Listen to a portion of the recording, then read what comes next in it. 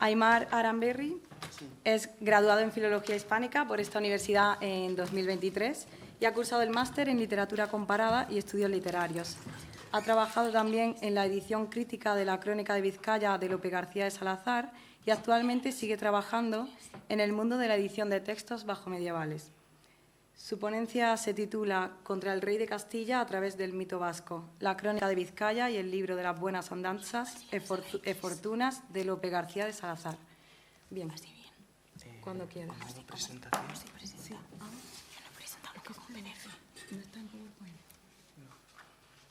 Pero sí tiene un modo. Sí. Me suena. Míralo. Bueno, sí. Muchas gracias a todos y a todas por venir.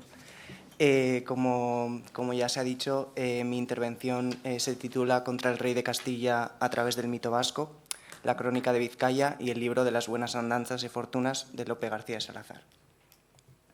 Este sería el índice de contenidos y, teniéndolo presente, quería explicar un poco el desarrollo de mi comunicación. Tras un brevísimo acercamiento a la figura del primer historiador de Vizcaya, Lope García de Salazar, y a su producción historiográfica, mi intervención se centrará en el cotejo entre dos versiones del mismo mito, la leyenda fundacional del señorío de Vizcaya, contenida en sus dos obras, la Crónica de Vizcaya de 1454 y el libro de las buenas andanzas y fortunas de entre 1471 y 1476. La comparación textual servirá para demostrar que los mitos son variables y que sufren transformaciones en virtud de coyunturas sociopolíticas e intereses más colectivos que individuales. A través del mito, convertido en discurso, Lope, de forma notablemente más acusada en el libro, como veremos, legitima una identidad, la de la pequeña pero poderosa nobleza rural vasca, y se enfrenta al poder regio, en aquel momento ostentado por Enrique IV, con el objeto de salvaguardar sus derechos estamentales frente a las prerrogativas señoriales en unos momentos muy críticos para el conjunto de los hidalgos vizcaínos que veían peligrar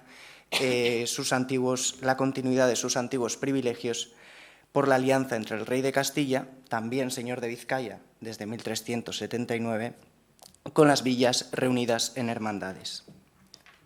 Y ya paso al brevísimo apunte biográfico sobre Salazar y su labor cronística, para aquellos que no la conozcan. Salazar nace en 1399 en San Julián de Musques, Valle de Somorrostro, y fue partícipe activo en las guerras banderizas desde los 16 años y fue más tarde pariente mayor del linaje de Salazar. En 1425 contrae matrimonio con doña Juana de Butrón. De este enlace nacen 6 hijos y 3 hijas legítimos y fuera del matrimonio tuvo hasta 5 hijos bastardos. Como señor de las casas de Salazar, de San Martín de Somorrostro, Muñatones, Nograro y de la Sierra, y merino mayor de la Villa de Castro y preboste de Portugalete, Salazar era muy consciente de su poder. De su carácter insumiso, muy resumidamente, dan buena cuenta dos hechos. El enfrentamiento con Juan II en 1451, a propósito del nombramiento del nuevo corregidor de Vizcaya, se opone al nombramiento de Juan Hurtado de Mendoza como nuevo corregidor, y el enfrentamiento con Enrique IV, que en 1457 destierra a Salazar y a otros parientes mayores a Jimena de la Frontera, Cádiz, por no ceder estos ante la instauración de un nuevo orden jurisdiccional que veían contrario a sus privilegios. Salazar no acata el mandato regio y vuelve enseguida a sus tierras. Distintas circunstancias, sobre todo de índole doméstica, contribuyeron a su decadencia. Muy brevemente también tuvo desavenencias graves con sus hijos y mujer a cuenta del mayorazgo. De los legítimos le quedan con vida solo 2 hijos, que son Juan y Pedro. Los demás mueren en la batalla de Lorrio y en la batalla de Torrellas. Y Juan, como primogénito, reclama el mayorazgo, pero Lope no transige. Se decanta a favor de su nieto Ochoa, hijo de su difunto hijo Lope. No transige hasta el año 1471, debilitado por la prisión y la coacción de sus hijos. Efectivamente, pasó sus últimos años de vida en prisión, en la Casa Torre de Portugalete, por si alguien es de por ahí. Muere en 1476 envenenado. Vale, de acuerdo con su labor cronística, no fue un cronista al uso porque su condición de pariente mayor no le hizo estar más al tanto de los deberes que exigía el mayorazgo y a participar activamente en las guerras banderizas. No fue, por tanto, un autor erudito, a diferencia, por ejemplo, del canciller Pedro López de Ayala, que lo tenemos aquí cerca. Como él empleó la historia como instrumento de propaganda política, pero fue más bien un compilador y un refundidor de lo que había oído, de lo que había leído y de lo que había presenciado él mismo.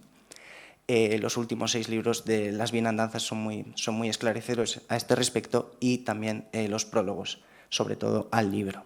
Bueno, escribe 2 obras, La Crónica, que es un tratado genealógico, y el libro de las Buenas Andanzas e Fortunas, que es una crónica universal, ¿no? A imagen y semejanza de aquellas crónicas generales que también conocía, las crónicas alfonsíes, ¿no?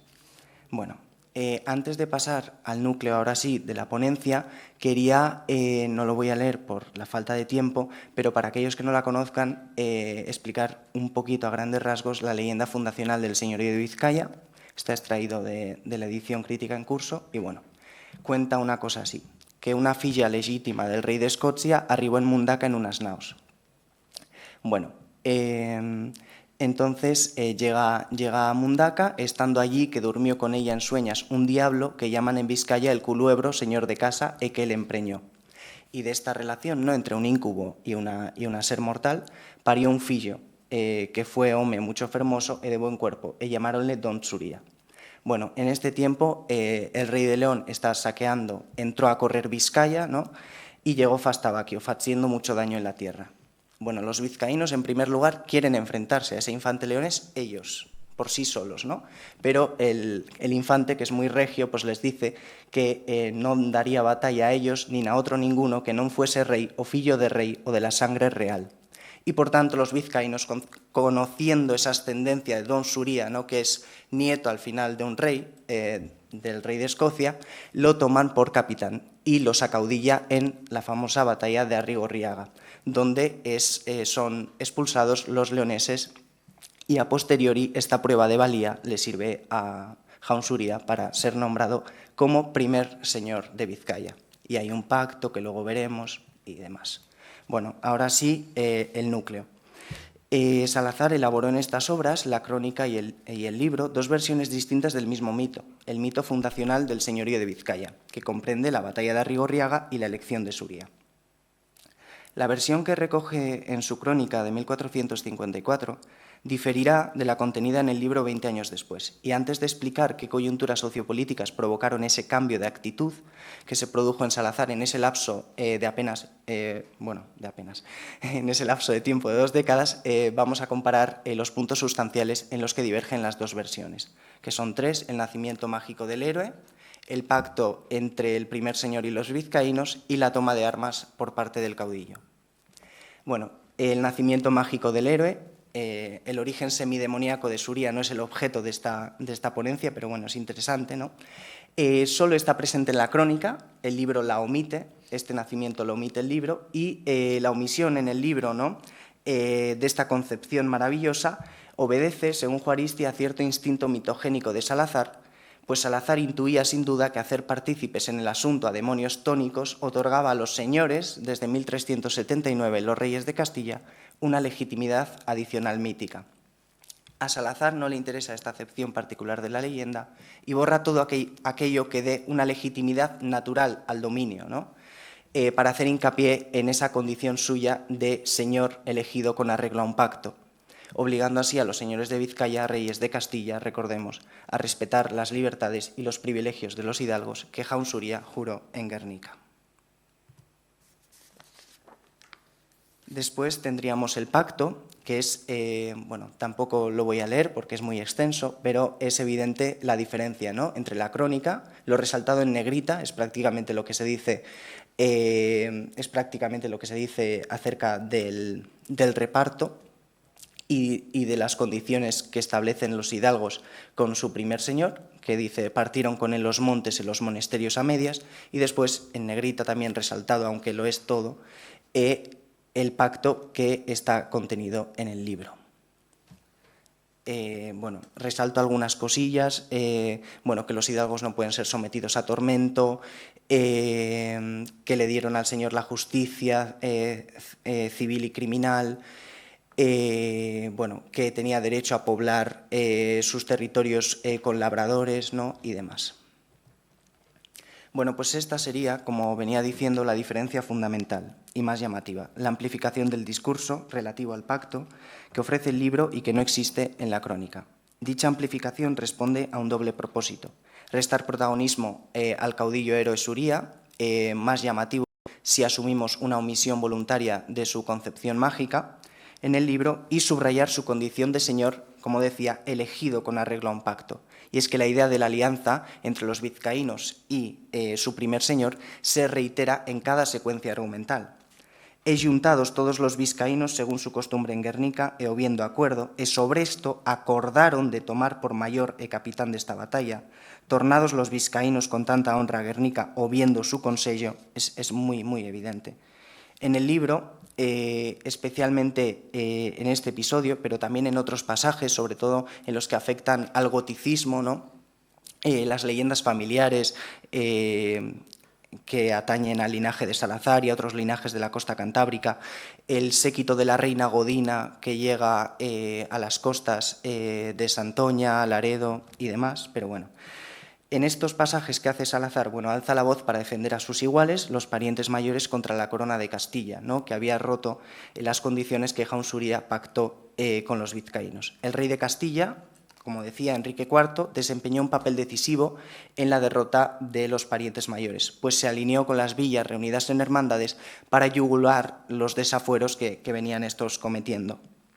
Este rey ostentaba entre sus títulos, como ya he dicho antes, el de señor de Vizcaya, ¿no? Por extinción de la rama masculina desde 1379, los reyes de Castilla, bueno, actualmente los reyes de España siguen siendo señores de Vizcaya. Entonces, pues desde aquella época, bueno, ostentan el título. Y por tanto, ¿no?, era descendiente no solo de la monarquía visigoda, sino también de Jaun Suría, ¿no? Por ello, en el sentir de don Lope, Enrique IV debía velar por los intereses de los hidalgos que, como él, eran primero descendientes de los godos y de los vencedores en Arrigorriaga. Salazar apela al rey castellano para que respete el pacto primigenio entre el primer señor y los hidalgos, un pacto que garantizaba la hegemonía de estos sobre los habitantes de las villas y los labradores.